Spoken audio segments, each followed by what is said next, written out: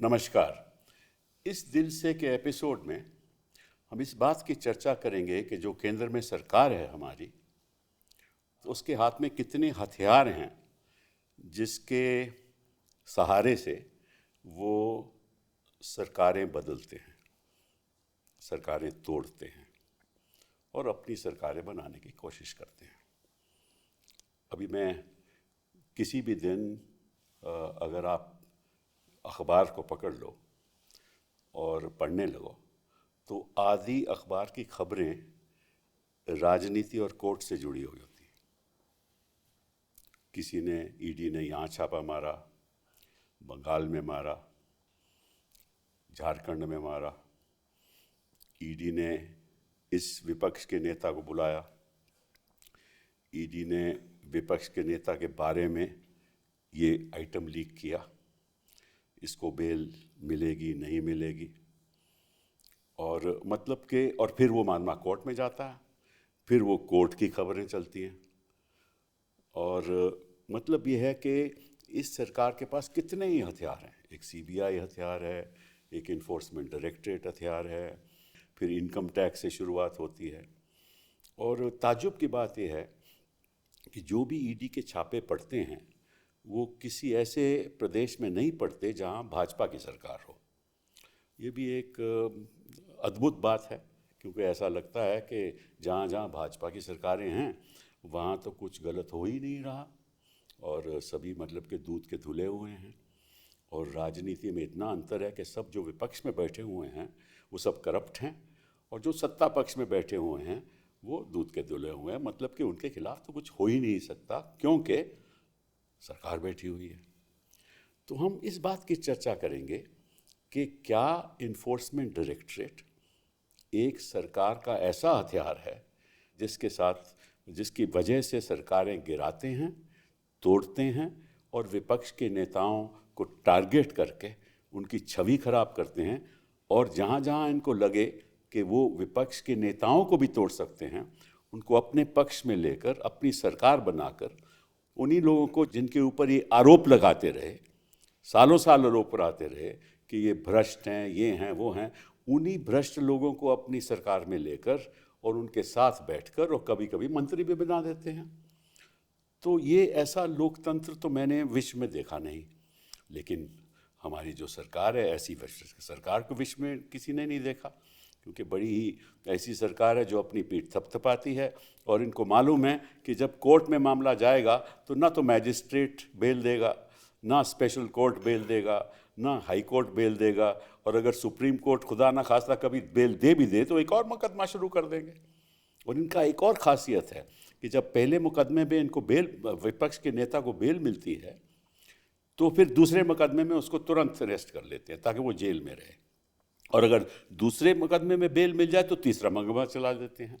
तो ये इनका रवैया रहता है। तो इसके बारे में हम चर्चा करेंगे। खास हमारा जो दृष्टिकोण रहेगा वो छत्तीसगढ़ पर रहेगा, क्योंकि छत्तीसगढ़ में भूपेश बघेल जी के साथ इनका बहुत ही स्नेह रहा और वो स्नेह हमें दिख रहा था जब वो मुख्यमंत्री थे, और किस तरह से उनको ये टारगेट कर रहे थे उसके बारे में बात करेंगे। फिर उनके बेटे को भी इन्होंने अरेस्ट कर लिया और बेटा बेचारा जेल में रहा, ना उसका राजनीति से कोई ताल्लुक। और उनके साथ हम एक वकील साहब भी हमारे साथ हैं जो उनकी पैरवी करते रहे हैं। मैं अपनी बात भी बता दूं कि मैं भी भूपेश जी की मैंने भी मदद की है, उनके बेटे की भी मैंने मदद की है। तो ये हमें हमारी जो दर्शक हैं उनको ये जानकारी होनी चाहिए। तो सबसे पहले तो भूपेश जी बहुत बहुत आपका धन्यवाद। जी नमस्कार। आप मतलब कि राजनीति से, इंडियन यूथ कांग्रेस से के वक्त से जुड़े हुए हैं 1980 के बाद, और 2003 से लेकर 2008 तक आपने पाटन से जीते हैं आप असेंबली। 93 से लेके 2000 हाँ अभी कंटिन्यू हूँ मैं। नहीं, वो एक तो बार 2013 में फिर आप आए ना, एक बार दोबारा। लूज किया। ठीक है ना, एक बार लूज किया 2013 से लेकर अब तक फिर आप वहीं। ठीक है ना, गलत बात नहीं है ना। एक बार 2004 के करीब आई थिंक आप रायपुर से हारे थे, राइट? लोकसभा है। हाँ, लोकसभा की बात कर रहा हूँ। और साथ साथ में दिग्विजय की सरकार में आपने कई मंत्रालय संभाले। जी, अटैच टू सीएम था सर। हाँ, अटैच टू सीएम थे आप, ट्रांसपोर्ट मिनिस्टर रहे, और आपका जो रुचि है वो किसानों के प्रति है उनका उनका सुधार कैसे हो। रूरल डेवलपमेंट के साथ आपकी बड़ी रुचि है, वेलफेयर ऑफ ट्राइबल्स में, तो आप इसलिए बहुत ही पॉपुलर थे। और पॉपुलैरिटी होगी तो ईडी आपके साथ बहुत मोहब्बत के साथ आपके साथ आएगा। बहुत कृपा रही साहब। तो तो आपके हम एक्सपीरियंसेस सुनेंगे। तो बहुत बहुत धन्यवाद आपका आने का। चैतन्य जी, ऐसा होता है कि जब पिताजी एक इम्पोर्टेंट आदमी बन जाएं तो दोषी बेटा हो जाता है। जी आपको क्या लेना देना राजनीति से? जी आपने कभी राजनीति में कोई दिलचस्पी ली ही नहीं। और मुझे मालूम है कि जब भूपेश जी मुख्यमंत्री थे तो आपने कोई ऑफिशियल एक्ट कोई किया ही नहीं, कोई अपनी ऑफिशियल पोजीशन ली ही नहीं। हाँ, कुछ भी नहीं। ये हालांकि अगर केंद्र सरकार के मंत्रियों को देखो तो उनके कई बेटे और बेटियां ऑफिशियल पोजीशन लेकर बैठे हुए हैं, लेकिन ईडी को मालूम है कि वो तो कुछ कर ही नहीं सकते बेचारे, क्योंकि वो तो दूध के धुले हुए हैं। जी तो आपके साथ बड़ा मैं समझता हूँ कि अन्याय हुआ। लेकिन आपके पास आपके बारे में हम अच्छा सुना है कि आप वेजिटेबल गार्डन जो अपनी जो फैमिली का है उसकी आप देखभाल करते हैं। जी, फैमिली में खेती है सर। हाँ, तो उसी मैं का स्कूल समय से खेती करना चालू खेती कर दिया। कर पापा सिखा दिए थे खेती। बिल्कुल बिल्कुल। तो इन बातों पे चर्चा करेंगे। और जेल में जब गए तो आपको क्या वहाँ दिखा, किस तरह से उनका रवैया था आपके प्रति, उसके बारे में बात करें। Mayank ji, thank you very much. Mayank मेरे कॉलीग हैं सुप्रीम कोर्ट में, बड़े काबिल वकील हैं। और ऐसे ऐसे लोग जिनके प्रति ईडी की खास मोहब्बत रहती है, आप हमेशा उन लोगों के साथ खड़े रहते हैं ताकि बेल मिल जाए, और हम भी कभी कभार आपकी मदद कर ही देते हैं। तो बहुत बहुत धन्यवाद आपका यहाँ आने का। भूपेश जी, सबसे पहले मैं पूछूं कि ये जो ईडी जब से आप चीफ मिनिस्टर रहे और इनको लगा कि आप हिलने नहीं वाले और हारने नहीं वाले, तो इन्होंने ईडी आपके पास भेजी। तो उन 5 सालों में ज़्यादा विस्तार से तो नहीं, मोटी मोटी बात आपके बताओ कि क्या इन्होंने किया, ईडी अफसर क्या करते थे वहाँ आकर? पहली बात तो सर कि ये सरकार तोड़ना चाहते हैं, अच्छा, विधायकों को खरीदने चाहते हैं। लेकिन छत्तीसगढ़ में 90 में से 68 सीट हमारे कांग्रेस की थी, तो वो तो तोड़ने से रहे।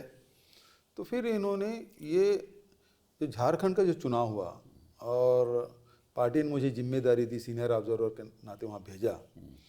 वहाँ इनको उम्मीद थी अमित शाह जी को कि सरकार बीजेपी की बन जाएगी। लेकिन गठबंधन ने, हेमंत सोरेन जी और हम लोगों के साथ इस प्रकार से ट्यूनिंग रही कि वहाँ सरकार कांग्रेस गठबंधन की बन गई।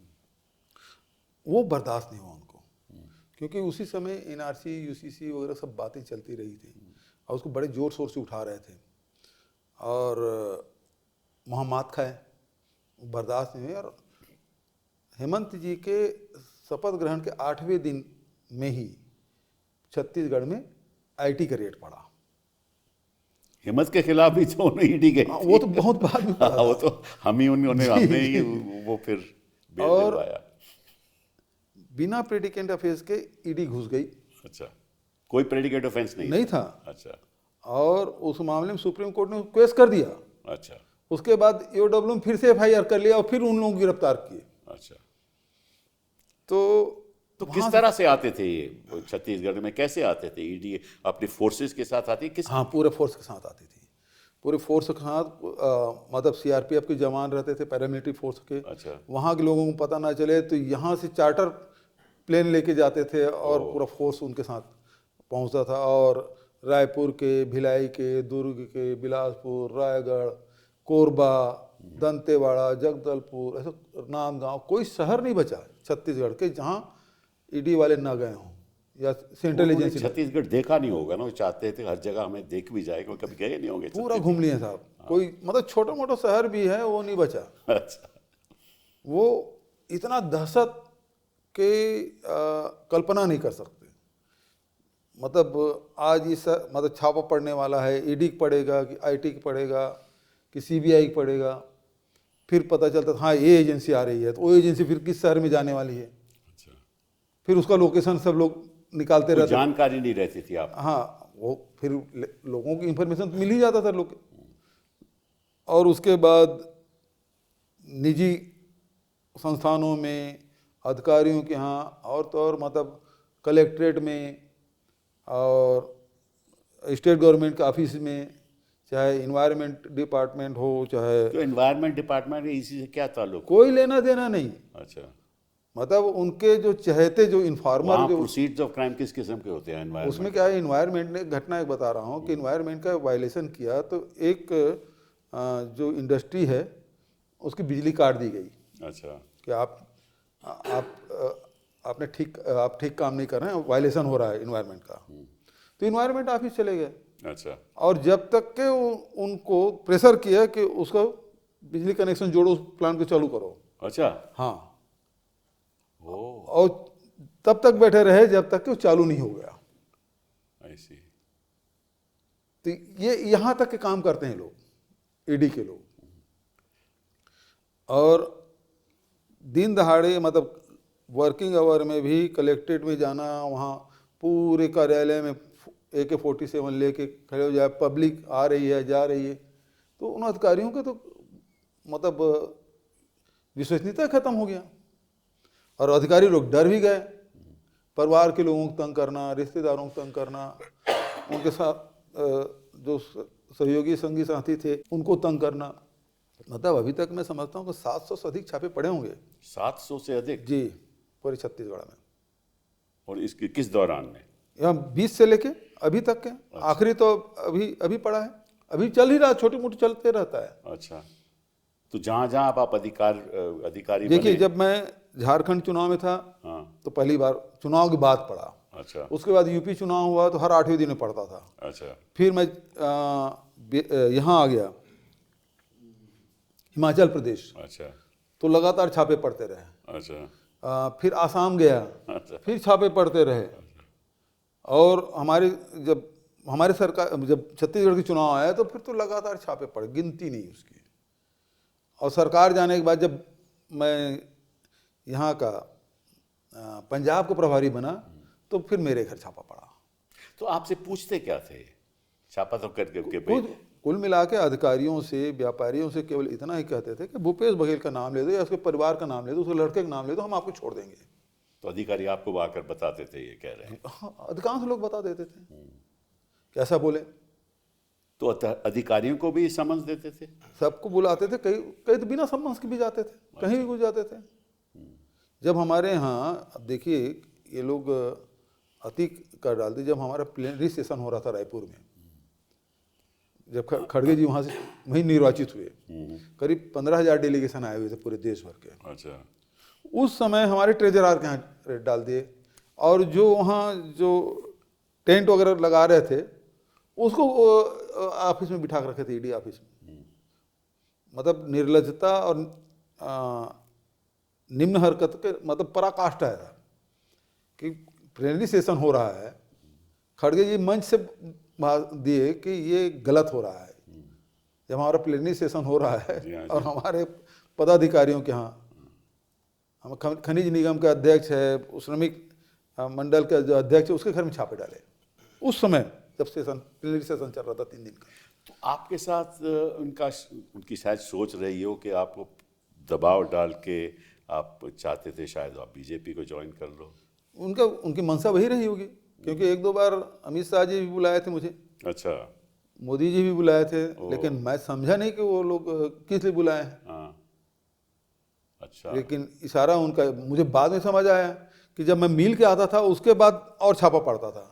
फिर पूछते थे कि आपको कैसे मदद करें। अच्छा, तो उनका लाइन ये होता था कि आपके खिलाफ कौन कौन सा केस चल रहा है, अच्छा, अच्छा, अच्छा, अच्छा, कौन कौन से आपके अधिकारी जो आपकी तो विश्वसनीय उनको बड़ी फिक्र रही होगी कि हमारे मुख्यमंत्री रहे हैं, उनके खिलाफ केस चल रहे हैं, ठीक नहीं है, जी। हम सुधार देते हैं। जी। हाँ, तो मैं उनको बोला भी कि मुझे बहुत सुखद आश्चर्य हो रहा था कि मैं विपक्ष का हूँ और मेरा विपक्षी धर्म ही ये कहता है कि मैं आपकी आलोचना करूँ और मैं करता भी हूँ।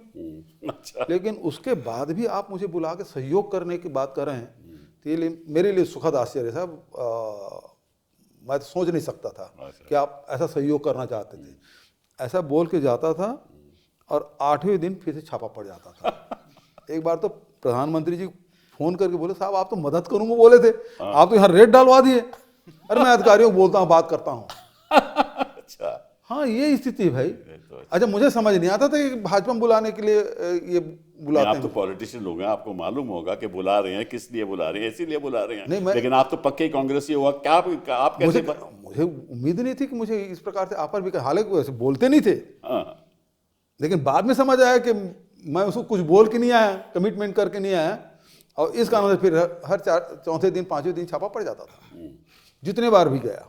अच्छा, तो इतना स्नेह तो मैंने कभी देखा नहीं कि किस तरह से ये लोग इस हथियार को अपने हाथ में लेकर जो हमारी लोकतंत्र की जो बुनियाद है उसको कमज़ोर करते जा रहे हैं। बेटा ये बात बताओ, मैं आपके ऊपर आता हूँ कि आपको क्यों उन्होंने समन किया और कब किया और कैसे किया? पहली बात तो ये है सर कि मुझे आज तक कि कोई भी समन सीडी कार्यालय से मुझे मिला ही नहीं, कुछ भी प्राप्त मिला ही नहीं कभी? जी सर। पहला छापा ये 10 मार्च को डालते हैं, तो धारा 17 के तहत मेरा बयान लिया उन्होंने पहले बार जब छापा मारा। फिर मैं वेट किया, भाई छापा खत्म हो गया, अब कभी ना कभी तो मुझे सम्मन्स आएगा। मैं वेट करता रहा, वेट कुछ नहीं हुआ। इस बीच में 18 जुलाई का तारीख 18 जुलाई था सर, उस दिन फिर वो लोग आके छापा मारे, और उसके बाद फिर मैं बोला ठीक है सर आप आ गए हो, बैठिए। उनको चाय वाय ऑफर किया। फिर मैं बोला आप ठीक है, आप जो पूछना पूछिए, पूरा सहयोग करूँगा। तो वो बोले नहीं कुछ पूछना नहीं है यार, वो पुराना तुम्हारा जो पुराना सेक्शन 17 में जो तुम्हारा बयान लिए हुए हैं उसको प्रिंट निकाल रहे हैं, बस हो गया और कुछ नहीं करना। तो फिर मैं देखता भी रहा उनको कि वो किसी से फ़ोन पे बात करे, सर हमको परमिशन दो, हमको परमिशन दो। फिर उसके बाद वो सेक्शन 17 के बयान पे फिर साइन कराए। फिर बोले Chaitanya Baghel you are under arrest. अच्छा जी, बिना मतलब कुछ पूछे और डायरेक्ट वे लोग गिरफ्तार किए। और अच्छा उसी दिन सहयोग की बात है कि विधानसभा का सेशन भी चल रहा था और पापा जी का उद्बोधन भी था उस समय कुछ। अच्छा, तो फिर अब क्या कारण था, अब तो डायरेक्ट बोलना भी ठीक नहीं है, लेकिन पॉलिटिकली रीजन दिखता है सर ये सब जो भी उसका कारण ये था कि तमनार में कोल ब्लॉक अलॉट हुआ है अडानी को, रायगढ़ में। अच्छा, रायगढ़ में। हाँ, तो आप लोगों के समय जो कानून बना था फॉरेस्ट राइट एक्ट में, अच्छा। जो वहाँ के निवासियों को, आदिवासियों को खासकर उसको पट्टा देने का, अच्छा, एक है इंडिविजुअल का है और दूसरा सामुदायिक पट्टा देने का। अच्छा। गांव भर के लोगों के लिए पट्टा देना जंगल में। जी हाँ, जो काबिज थे उनको पट्टा देना, तो 2005 से पहले जो काबिज थे, 13 दिसंबर 2005 से पहले काबिज, तो उनको पट्टा देने का नियम आप लोगों ने बनाया था। अच्छा। उसका हम लोग अप्लाई किया, और सामुदायिक पट्टा देने का काम हम जब सरकार में थे तो करीब हर गांव में जहां जंगल है वहां से करीब 13,000 गांव हम लोगों ने दिया। जी हाँ, उसी के तहत पट्टा मिला हुआ था हमको। अच्छा, और गवर्नमेंट और अडानी के लोग मिलके वो जंगल काट दिए, ओ काट दिए पूरा काट दिए बिना किसी की? हाँ, पट्टा मिला हुआ है अच्छा, गांव के लोगों को, अच्छा। गवर्नमेंट के द्वारा दिया गया और काट दिए। अच्छा, तो गांव के लोग विरोध किए, अच्छा, विरोध किया, और फिर हम लोग भी फ़ोन किए। हम लोग गए, करीब 24 विधायक गए, कुछ भूतपूर्व विधायक गए, और उसका जम को ललकारे भी। जब पट्टा मिला हुआ है तो फिर ये अधिकारी लोग, पुलिस पूरा घेरा डाली है, और अडानी के लोग जंगल काट रहे थे। अधिकारी नहीं काट रहे, अधिकारी लोग तो घेरा किए थे। ये जब काट किसने काटा जंगल? अडानी के लोग, पूरा सरकार ही ले गई सुरक्षा में उसको, और गांव वाले जो विरोध कर रहे थे उसको नजरबंद कर दिए पूरे घरों में। तमनार की बात बता रहा हूँ। तो आपने कोई FIR वगैरह नहीं की? और तो भाई हम लोग तो विरोध के विधानसभा में उठाए, अच्छा, वहां कोई सुनने वाला नहीं है।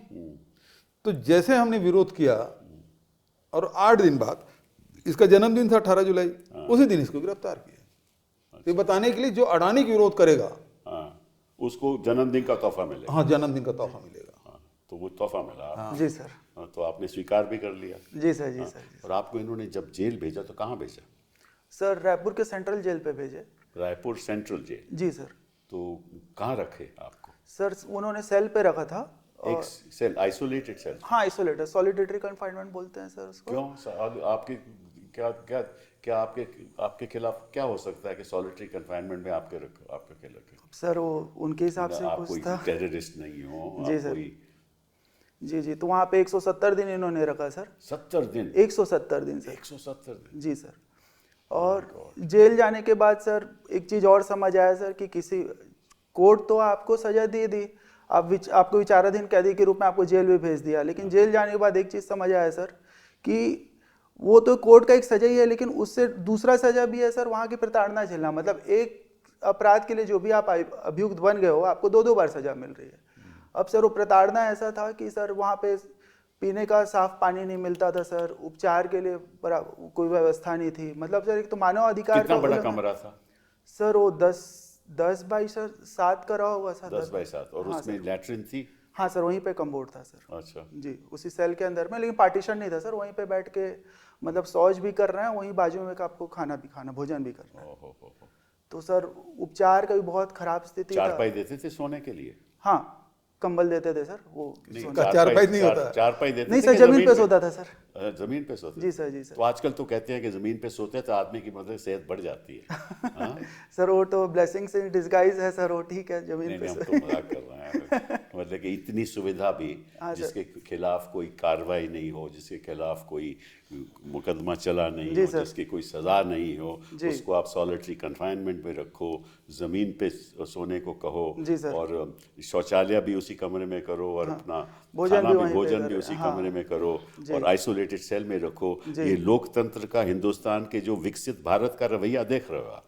सर और आश्चर्य की बात है कि जब वहाँ पे जो इलाज भी होता था सर, जो जैसे नॉर्मल जो इंजेक्शन लगाना हो गया, कैनुला लगाना हो गया, ड्रेसिंग जो है सर, वो कोई प्रोफेशनल लोग नहीं करते थे सर। अच्छा। कैदी लोग ही इंजेक्शन लगा रहे थे। मतलब मानव अधिकार का खुला उल्लंघन था सर वहाँ पे। ओह माय गॉड, कैदी लोग इंजेक्शन लगाते कैदी लोग इंजेक्शन लगा रहे हैं सर, और वही लोग ड्रेसिंग कर रहे हैं, कोई हाइजीन मेंटेन नहीं। और ऐसे में मेरा तबीयत भी खराब हुआ। थे? अच्छा। तो वे लोग, अब घर वालों को पता चला तो ये लोग लगाए कोर्ट से निवेदन कि भाई कि इनको हॉस्पिटल भेजे, जिला हॉस्पिटल इलाज के लिए। तो जेल वाले उसमें भी उन्होंने कहा कि नहीं ये ठीक है और भेजने की कोई ज़रूरत नहीं है। तो इस टाइप से वहाँ ये पे तो अक्सर होता है। अब लेकिन प्रताड़ना था सर। हमने कई बार देखा, कई जो ऐसे ही आपके जैसे लोग, पीड़ित लोग जो गलत तरीके से जी। इनको रखा जाता है, वही होता है कि वहाँ कोई जेल सुपरिटेंडेंट है, हाँ सर। और जो है इस अस्पताल से जो इलाज करता है, वो वही जो वो कहते हैं वही करेगा। हाँ, मतलब वैसा बहुत किस्से थे सर जेल के। तो आपके साथ ऐसे कितने लोग वहाँ? जिनको उपचार नहीं मिल पाता था, ऐसा बोल रहे हैं सर? हाँ हाँ। हाँ सर, एक सीनियर विधायक भी वहाँ पे थे सर, आदिवासी विधायक थे। अच्छा। कवासी लखमा जी, वो लगातार कंप्लेन करते रहे कि मेरे सीने में दर्द है, सीने में दर्द है। उनको उपचार के लिए भेजा नहीं गया। फिर मैंने पापा जी को बताया, तो उन्होंने डीजीपी को जब खत लिखा, तब जा करके उनको जिला अस्पताल भेजा गया सर। मतलब रिक्वेस्ट किए और प्रतिनिधिमंडल भी जाके उनसे मिले।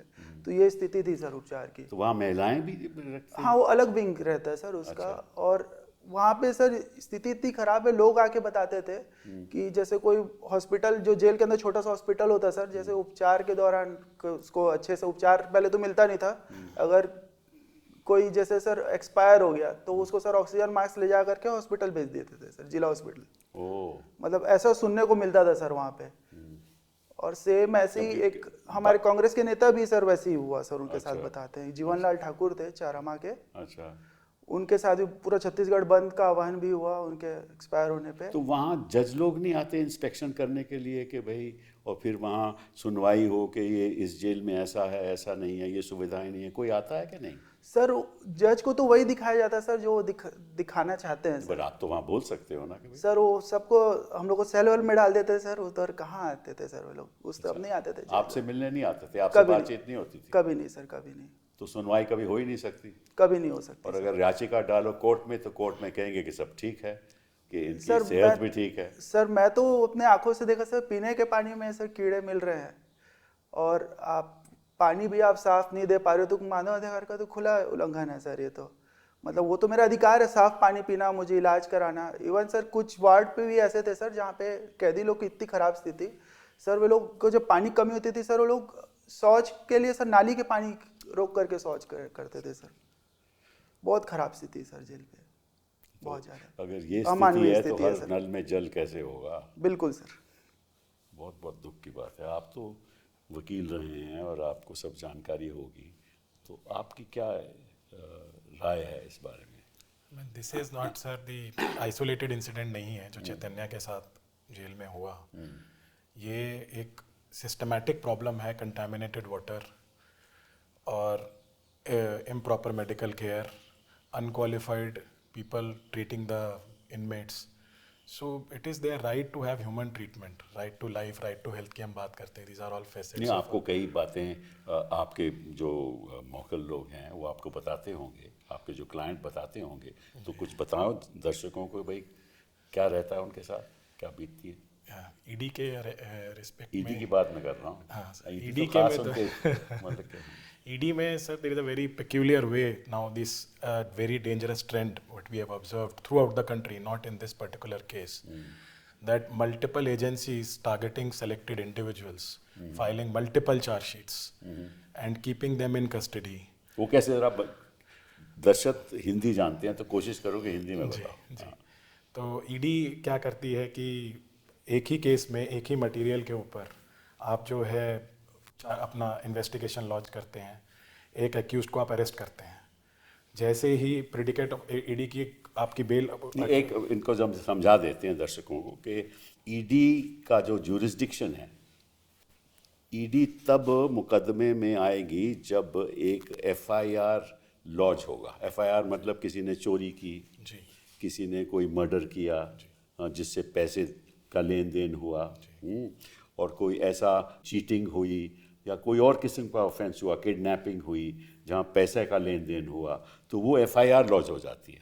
जब FIR लॉन्च हो जाती है कि जो पैसे का लेन देन होता है वो PMLA में जो कानून है उसके द्वारा उसको कहा जाता है these are proceeds of crime. That means ये जो क्रिमिनल एक्ट हुआ है उसका ये पैसा है, तो ED तुरंत आ जाती है। Correct. ये सीधी बात है ना। करेक्ट। हाँ, तो जब ED आ जाती है और FIR लॉन्च हो जाता है तो फिर ED उसको तफ्तीश करती है, है जो प्रोसीड्स उस FIR से निकलते हैं, निकलते हैं। तो उनको एक FIR चाहिए होता है, एक प्रेडिकेट ऑफेंस जिसको हम बोलते हैं, जिसमें एक लिस्ट ऑफ ऑफेंसेस हैं जो शेड्यूल का पार्ट हैं। अगर किसी भी व्यक्ति ने उस कोई भी शेड्यूल ऑफेंस किया है या उसकी उसमें 420 भी है, 302 भी है, सब है, 120 भी कॉन्स्पिरेसी भी है, और ऐसे 467 ये ऐसे बहुत सारे Forgery भी है, फॉर्जरी सब भी कुछ है, है। बहुत सारे ऑफेंसेस हैं। तो अगर उनमें से कोई भी आपके ऊपर आरोप है और उसके ऊपर में अगर आपके ऊपर में FIR रजिस्टर हुआ है तो ED उसके अंदर जांच कर सकती है। तो कानून के हिसाब से ED को जो उस चोरी से या उस चीटिंग से या उस फॉर्जरी से जो पैसा जनरेट हुआ है, जो प्रोसीड जनरेट हुआ है, उसकी तफ्तीश करनी होती है कि उस पैसे का जो सोर्स है, जो बाकी जो आरोपी है उसको कहीं छिपा के उसको सिस्टम के अंदर तो नहीं डाल रहा है, पैसा सुरक्षित रहे, पैसा सुरक्षित रहे। That is there fundamental point on which this money laundering act was envisaged, और ये आया था। बट उसका मिसयूज इस तरह से हो रहा है कि एजेंसीज जितनी भी हैं उसकी जांच नहीं करती हैं। वो जांच जो करती हैं वो प्रेडिकेट का जो जांच है वो भी जांच वो करती हैं, और जो मनी लॉन्ड्रिंग का जांच है वो जांच भी वो करती हैं। तो वो एक सुपर एजेंसी की अगर और भी कोई क्राइम कमिट हुआ हो जो वो बनाते हैं उसकी भी जांच वही करती है, उसकी भी जांच वो करती हैं जिसका उस FIR से कोई लेना देना भी नहीं है। एग्जैक्टली। तो उस वजह से ED जो है, काफी हाईकोर्ट ने भी कई जजमेंट्स में ऑब्जर्व किया है कि एक सुपर कॉप की तरह एक्ट करती है। हाँ, मतलब जब घोड़ा बेलगाम हो जाए ना तो तो मतलब कि कहीं भी जा सकता है, कहीं भी जा सकता है, किसी को भी पकड़ सकता है, सरकार का घोड़ा। सरकार का तो इसके अंदर में ऐसा होता है कि अब ED जो है बेल जैसे ही आप लगाते हैं तो इनका जो ED के ऑफेंसेस हैं, इसमें जो लॉ है हमारा, इट इज़ सो स्ट्रिक्ट कि इंसान किसी भी आरोपी को बेल मिलना बहुत मुश्किल है, और उसको ये इंश्योर करते हैं कि एक्यूज्ड को या आरोपी को बेल ना मिले। वो कैसे करी जाती है कि आप जैसे ही बेल की लगाते हैं और उनको पता होता है कि भाई अब बेल पे सुनवाई होने वाली है और अब एक्यूज्ड को बेल मिल सकता है, तो उसी समय आपको प्रेडिकेट एजेंसी आके जो जिसमें FIR हुआ है वो एजेंसी अरेस्ट कर लेती है। पहले वो अरेस्ट नहीं करती, पहले नहीं, वो वेट करते रहते हैं जब तक कि कुछ समय ना हो जाए, चार्जशीट ना दाखिल हो जाए, क्योंकि जब चार्जशीट दाखिल होगी, जिसको हम प्रोसिक्यूशन कंप्लेंट कहते हैं, उसके बाद ही है कि जब आपको बेल मिल सकती है, जैसा कानून में जजमेंट्स में सुप्रीम कोर्ट ने कहा है। तो उसके बाद जब लगता है कि अब बेल मिलने का कुछ चांस है, बेल मिल सकती है, उस समय जो है दूसरी एजेंसी आती है, इन टैंडम दोनों एजेंसीज आपस में मिलकर काम कर रहे होते हैं और फिर वो आके अरेस्ट कर लेती हैं। तो उसके बाद फिर आपको वेट करना पड़ता है उसकी चार्जशीट का। जैसे ही आपका वहां पर बेल आने लगता है तो एक और आपका केस बना दिया जाता है और उसमें आपको फिर उठा लिया। कैसे बना दिया जाता है कि आपके को एक्यूज्ड के साथ किसी से स्टेटमेंट लेकर उससे कहलाया जाता है कि इस आदमी ने ऐसा कुछ किया, वो एक नया केस बन जाता है, उस नए केस में FIR लॉन्च हो जाती है, उस नए केस में उसकी अरेस्ट हो जाती है। तो ED का एक बड़ा विचित्र इसमें है कि इन्वेस्टिगेशन इनडेफिनिट है, वो नहीं चाहते कि इस केस किसी भी केस में ट्रायल हो, वो चाहते हैं इन्वेस्टिगेशन चलता रहे, क्योंकि इन्वेस्टिगेशन रहेगा तो तलवार हमेशा लटकती रहेगी आरोपी के ऊपर और उसके जितने भी सहयोगी हैं और जो सहयोगी नहीं भी मैं हैं। आपसे सवाल पूछना चाहता हूँ कि ये किस तरह होता है, इसलिए मैं आपसे सवाल पूछ रहा हूँ कि चलिए FIR लॉन्च हो गई, ईडी का ECIR जिसको कहते हैं वो उनकी FIR होती है, वो लॉन्च हो गई, तफ्तीश शुरू हो गई। तफ्तीश मान लीजिए भूपेश जी के खिलाफ या चैतन्य जी के खिलाफ हुई, तो बेल तो इनको बाद ही में मिलेगी, पहले तो कस्टडी होगी, उसके बाद बेल मिलेगी। तो उस समय ये बाकी लोगों के बयान लिख लेते हैं, जिनके भी चाहें बयान लिख लेते हैं, और जब वक्त आता है बेल का तो कहते हैं कि अभी तो तफ्तीश चल रही है, अभी तो इन्वेस्टिगेशन चल रही है, अब कैसे हो। तो फिर उस इन्वेस्टिगेशन के बाद एक और कंप्लेंट फाइल कर देते हैं, सही बात है ना? बिल्कुल। अच्छा, जब वो कंप्लेंट फाइल करते हैं फिर कहते हैं कि अभी और इन्वेस्टिगेशन चल रही है, तो ऐसे महीने महीने और कई बार सालों साल निकल जाते हैं। और बेल इसलिए नहीं मिलती क्योंकि कोर्ट को कहते हैं कि इन्वेस्टिगेशन तो अभी चालू है। ये सही है कि गलत? बिल्कुल बिल्कुल सही है सर। ऐसा होता है कि पहले प्रेडिकेट ऑफेंस में एक FIR होता है, उसमें किसी एक एक्यूज को अरेस्ट किया जाता है, उस एक्यूज को उसके खिलाफ में चार्जशीट, क्योंकि अगर आप 60 दिन में या 90 दिन में आप चार्जशीट नहीं दाखिल करते हैं तो डिफॉल्ट बेल के एंटाइटलमेंट होती है। ऐसी बातें जनता इस देश की असलियत सुनना चाहती है, जी, इसीलिए तो हम प्रोग्राम करते हैं ये। जी हाँ, तो बताओ। तो भूपेश जी के साथ में चैतन्य जी का मैं केस देख ही रहा हूँ, तो चैतन्य जी वाला नहीं, आप तो केस के मेरिट्स की बात नहीं करेंगे। जी। मैं वैसे कह रहा हूँ कि कितने साल वैसे लोगों को इनके अलावा जी, कम से कम अगर आप ईडी में अरेस्ट हुए तो 1 साल 1.5 साल तो कम से कम लगता ही लगता है। और ऐसा नहीं है कि आप बाहर आ गए तो आप, अगर इस केस में बाहर आ गए तो आपकी लिबर्टीज प्रोटेक्टेड है, आप दोबारा फिर अरेस्ट हो सकते हैं किसी और केस में। और मैं वही सर आपको मैं बता रहा था कि कैसा होता है कि एक एक्यूज को अरेस्ट किया जाता है और बाकी को एक्यूज को अरेस्ट नहीं करते हैं, और उसके बाद उन को एक्यूज के ऊपर वो तलवार लटकती रहती है कि वो अरेस्ट हो सकते हैं क्योंकि तफ्तीश जारी है। तो उसके अंदर फिर उन को एक्यूज के ऊपर प्रेशर बनाया जाता है कि अगर आप हमारे हिसाब से स्टेटमेंट, प्रोसिक्यूशन के हिसाब से स्टेटमेंट नहीं देंगे तो हम जो है आपको भी अरेस्ट कर लेंगे, और ईडी के पास पावर अटैचमेंट का भी है, तो आपकी सारी प्रॉपर्टी भी जब्त कर लेंगे, आपके सारे बैंक अकाउंट भी फ्रीज कर लेंगे, और आपको भी अरेस्ट करेंगे। और जहां जहां आपने फैमिली में जिधर जिधर वो पैसा गया है, कोई भी फाइनेंशियल ट्रांजैक्शन आपका हुआ है पिछले कुछ सालों में, उन सारे लोगों को, चाहे वो परिवार के हैं, चाहे वो आपके मित्र हैं, चाहे वो आपके रिश्तेदार हैं, उन सबको भी बुलाएंगे समन के लिए। तो एक तरीके से एक आदमी के पास कोई बहुत ज़्यादा चारा नहीं बचता है कि उनकी हिसाब से चलने के अलावा, तो उस हिसाब से वो वहाँ पर स्टेटमेंट आती है, जो आदमी चाहे वो है या नहीं है, पर आपको उनके हिसाब से चलना ही पड़ेगा। आप कितना समय रुकेंगे? तो ये इन्वेस्टिगेशन का ख़त्म ना होना अपने आप में एक बहुत ही बड़ा आर्टिकल 21 का वायलेशन है, विच इज, हम लोग बोलते हैं fair procedure established by law. तो इट इज़ नॉट फेयर, ये कोई फेयर प्रोसीजर नहीं है। इसी वजह से आप देखेंगे कि अभी लेटेस्ट मैं पढ़ रहा था कि लोकसभा में union minister of state finance ने बताया कि 6,444 cases been registered bye ED, जिसमें से कन्विक्शन सिर्फ 53 में हुआ है, विच इज़ लेस देन 1%। और वो इसीलिए है उसके अंदर कि आप देखेंगे कि किसी भी तो political outcome 100%, legal outcome 1%। Political also sir, there are about 199 cases registered against the politician, उसके अंदर it is even less than 1% as per their own statistics। फिर भाई मेरी बात आप समझे नहीं। जी सर। पॉलिटिकल आउटकम मतलब के, हाँ जी सर, उनके वो नजरिए 100% है। वो 100% 100%। और लीगल आउटकम 1%। करेक्ट। तो इसको हम लोग सर कहते हैं evergreening of the custody of a particular, क्योंकि तफ्तीश खत्म नहीं होगी। अब देखिए, मैं आपसे ये पूछना चाहता हूँ भूपेश जी, अब ईडी की बात हम कर रहे हैं, तो कितने महीने हो गए केजरीवाल जी बोले नहीं कुछ? रोज तो केजरीवाल जी विरोध करते थे सरकार का, वो तो रोज सुबह शाम करते थे ना, लेकिन अभी तो मैं कई महीने हो गए, हमने तो सुना ही नहीं। बिल्कुल नहीं। तो ये क्या ईडी का इफेक्ट है? बिल्कुल ईडी का इफेक्ट लग रहा है, क्योंकि केवल संजय सिंह भर बोलते हैं। हाँ, वहाँ से वो गिरफ्तार भी हो गए फिर भी बोलते हैं। बोल रहे हैं। हाँ, लेकिन केजरीवाल जी की बोलती बिल्कुल बंद है, और कईयों की बंद है, वो खांसना भी बंद कर दिए साहब। अच्छा तो ये देखो, ये इफेक्ट है। उसका खांसी बंद हो गया, पूरी दिल्ली खांस रहा है। हाँ, दिल्ली खांस रहा है। उसका इफेक्ट देखो। और देखो, हमारे जो झारखंड के मुख्यमंत्री रहे, उनके खिलाफ इन्होंने किया, इन्होंने सरकारें गिरा दी ईडी की वजह से। इसके साथ चिलिंग इन्होंने डिफेक्शन करवा दिया, आपको मालूम है, तो आपको तो ये जानकारी रहेगी, कुछ उदाहरण हमें भी दे दो, बता दो आप। भाई महाराष्ट्र से जीता जागता उदाहरण है। उसमें क्या हुआ? इसमें क्या हुआ, अब वहाँ के विधायकों को तोड़ के आसाम ले गए, गुजरात ले गए, और उसके बाद एक मुसलमान विधायक ये बोलता है कि हिंदू खतरे में है, उसको बचाना है, हिंदुत्व को बचाना है। एक मुसलमान विधायक का बयान है। तो ईडी जो न बुलवा दे कम है, और जो न करवा दे कम है। तो ये सेंट्रल एजेंसी का भरपूर दुरुपयोग कर रही है। हेमंता बिश्व शर्मा इसका जीता जागता उदाहरण है।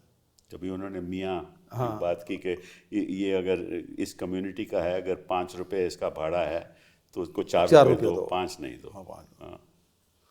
इस किस्म की राजनीति भूपेश जी कितनी देर तक चलेगी? ये अति का अंत होता ही साहब, किसी भी चीज़ का अति होने के बाद अंत ही आता है उसका, और कोई दूसरा नहीं होता। अब ये अति हो गई है। तो जब ये समन भेजते हैं, मैंने सुना है, मैं गलत भी हो सकता हूँ, कि सारे परिवार की आमदनी के बारे में भी सब समन भेजते हैं कि पिछले 5 साल 10 सालों में आपकी कितनी आमदनी रही, आपकी बीवी की कितनी आमदनी थी। अब देखिए, लेकिन हमारे जो कांग्रेसी जो फिनेंस मिनिस्टर है हमारे चिदम्बरम साहब, इन्होंने कितनी बार कहा, ईडी ने, इन्वेस्टिगेटिंग अथॉरिटीज़ ने, कि चिदम्बरम जी की जो हजारों लाखों करोड़ों की प्रॉपर्टी बाहर है। हाँ, और जब से इनको बेल मिली है कई साल बीत गए, किसी ने कोई बयान दिया कि कितनी प्रॉपर्टी है? इनका मकसद है डराओ, अरेस्ट करो, कई महीने वो रखो, जेल में रखो, ये लोग डर जाएंगे। उसके बाद इनको क्या लेना देना है? इनका जो ऑब्जेक्टिव है वो कंप्लीट हो गया। राजनीतियों का सबसे बड़ा छवि होता है सब, डिफेम करना, उसको बदनाम करो, बदनाम करना हर को। और जो बदनाम लोग हैं वो अपने पक्ष में ले लेते हैं। अभी देख लीजिए साहब, जैसे मुझ पे बिल्कुल चुनाव के पहले मुझ पे आरोप लगाया कि महादेव सट्टा में, मतलब प्रधानमंत्री जी गए, भूपेश बघेल ने महादेव तक के नहीं छोड़ा, 400-508 करोड़ रुपया लिया महादेव सट्टा वालों से। अब पता चलता है कि वो पीएमओ तक पहुंच गया है वो। अच्छा। अब उसके बारे में कुछ नहीं बोल रहे साहब। हिरेन जोशी क्या कर रहे हैं कोई नहीं बता रहे, वो कहाँ हैं, क्या कर रहे हैं, किसी को पता नहीं। लेकिन मुझे तो उस समय बदनाम कर दिया। वो तो गुप्त किसी उस पे जा रहे होंगे ना, अमेरिका में जा रहे होंगे, वहाँ कुछ क्या पता। लेकिन सवाल इस बात का साहब, आप तो डबल इंजन की सरकार है, लेकिन महादेव सट्टा तो आज भी चल रहा है, पूरे देश में चल रहा है, छत्तीसगढ़ में चल रहा है। तो वहाँ रोक क्यों नहीं लगती? क्यों नहीं कर रहे हैं? मुझे कहते थे प्रोटेक्शन मनी ले रहे हैं, और अब क्या कर रहे हैं? अब भी चल रहा है। तो मैं इनसे सवाल पूछता हूँ कि ये विष्णु सट्टा है, कि ये शाह सट्टा है, कि मोदी सट्टा है, अब कौन सा सट्टा चल रहा है? उस समय तो मुझे बदनाम किए खूब, कहीं प्रोटेक्शन, और उसमें सीबीआई छापा भी पड़ा मेरे घर में। कहीं प्रोटेक्शन मनी, कहीं डिफेक्शन मनी। सब तो पैसे का खेल है। हाँ, यहाँ तो ये लगता है। तो अभी देखो, आप तो युवा बेटे हो हमारे, जी सर। और आपके मन में क्या बीत रही होगी कि ये क्या हो रहा है इस देश में अभी से? बिल्कुल सर, मैं तो पॉलिटिक्स में भी नहीं हूँ, और पापा जी हैं। तो हम लोग तो मतलब 6 साल का था जब मैं, तब पापा जी विधायक बन गए थे, तब से देखता आ रहा था। लेकिन सर, मैं एक नॉन पॉलिटिकल बंदा हूँ, मैं तो पॉलिटिक्स में बिल्कुल भी मेरा कोई भी इन्वॉल्वमेंट नहीं है। मेरे साथ ऐसा हुआ तो अभी सोच पे हम लोग मजबूर हो गए सर कि अब देश किधर जा रहा है सर। मतलब किसी की कोई गलती नहीं है, आप उसको डायरेक्ट आप उसके ऊपर आरोप लगाते हैं। मैं सर 9 बजे मुझे ईडी गिरफ्तार करती है सर, न्यूज़ चालू था सर, 9:01 में भाजपा के प्रवक्ता बोलना चालू कर दिए कि चैतन्य बल गिरफ्तार हो गया, उसने ये घोटाला किया। उनको कैसे पता चला? मतलब आप तो सब मिले हुए हो सर। गांठ है ना इनकी। जी सर, सिर्फ एक गिरफ्तार करना सर, डिफेम करना सर, बस। 9 बजे मैं गिरफ्तार होता हूँ सर, उसके बाद न्यूज़ चैनल डायरेक्ट सब बताना चालू कर दिए कि इतने का आरोप है, ये है, ये है, ये है। तो सिर्फ डिफेम करना है और कुछ कहना चाहूँगा सर, ये मिसयूज ऑफ लॉ है। ईडी के केस में, जैसे पुलिस केस में आपको एफआईआर अपलोड करना होता है 5 डेज के अंदर। ईडी के केस में ईसीआईआर की कॉपी नहीं मिलती है। क्या वो तो मामला चल रहा है सुप्रीम तो कोर्ट सर, सेक्शन 50 का स्टेटमेंट जो किसी भी को एक्यूज्ड का है, वो एडमिसिबल इन एविडेंस हो जाता है। आपको ये प्रूफ करना पड़ता है कि आप गिल्टी नहीं हो। सिब्बा साहब, बहुत मज़ेदार घटना घटी हमारे यहाँ जब छापा पड़ा 10 मार्च को, अच्छा और उस दिन सुबह से लेकर शाम तक के थे। ये मतलब नोट गिनने की मशीन वगैरह सब ले आए, अच्छा है ना, पूरा ड्रामा चला, बहुत बड़ा मशीन था। बहुत बड़ा मशीन ले आए। और जैसे ये लोग गए और तुरंत मैं बयान दे दिया, मीडिया वाले थे, अच्छा और तुरंत बताया मेरे घर से 33 लाख रुपए ये लोग ले गए हैं, अच्छा घर खर्चा के लिए 33,000 छोड़ के गए हैं, अच्छा है ना।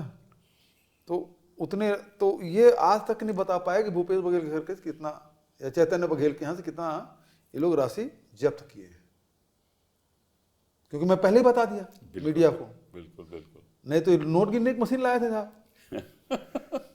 और मेरी बहू बोली भी, वो बैंक में नौकरी करती थी शादी से पहले, अच्छा बोले साहब मैं बैंक में नौकरी करती थी, इतना पैसा तो मैं ऐसे गिन दूंगी, मशीन के लाते तक गिन दूंगी, क्यों ला रहे हो। लेकिन उसको तो बदनाम करना था, पूर्व मुख्यमंत्री के यहाँ जा रहे हैं तो मशीन जा रहा है, वो पूरा मीडियम चल रहा है। सब बदनामी, बेइज्जती, किसी का पॉलिटिकल फ्यूचर ख़त्म करना, किसी को बेइज्जत करना, किसी को जनता की नज़रों में गिराना, बिल्कुल ये सब इनका काम रहता है। तो इसीलिए ईडी इनके लिए बहुत ही महत्वपूर्ण एजेंसी है। बिल्कुल सर। और मैं आपका शुक्रिया भी करता हूँ, दाद भी देता हूँ कि आपके जैसे पॉलिटिशियन भी हैं जो डरते नहीं, बिल्कुल सर। जो ख़रीद नहीं सकता, और हम सब लोग वकील लोग, ये तो हमारे देश के लिए एक बहुत बड़ी एक लड़ाई लड़नी है हमने फ्यूचर के लिए, क्योंकि अगर हमारा देश लोकतंत्र ख़त्म हो जाएगा। लेकिन साहब उसमें ये तो हम लोग हो गए साहब, लेकिन वकीलों पे कितना दबाव रहता होगा। अब मैं जैन बिल्कुल नौजवान वकील है उभरता हुआ, इन भी प्रेशर आता होगा, ये तो बता नहीं रहा, हमको हमारे प्रेशर को तो सब जान गए, आप पे कितना प्रेशर आता होगा? हमें नहीं आता। आज तक हमें कोई प्रेशर नहीं, मैं किसी और की तो बात नहीं कर सकता, हमें कोई ऐसी प्रेशर नहीं आता, क्योंकि इनको मालूम है। और अगर कोई ऐसी बात होती तो आज हम आपके साथ बातचीत नहीं कर रहे हो। नहीं, वो झेले होंगे साहब। अब एक सीमा तक दबाएंगे, कोशिश करते हैं दबाने के, बोलते ये बंदा दबने वाला नहीं है, तो फिर उसको छोड़ देते हैं। बिल्कुल बिल्कुल। चलिए, बहुत अच्छी चर्चा रही और आपने कई ऐसी बातें कही जो जनता को मालूम नहीं, तो आपका बहुत बहुत धन्यवाद। जी, नमस्कार।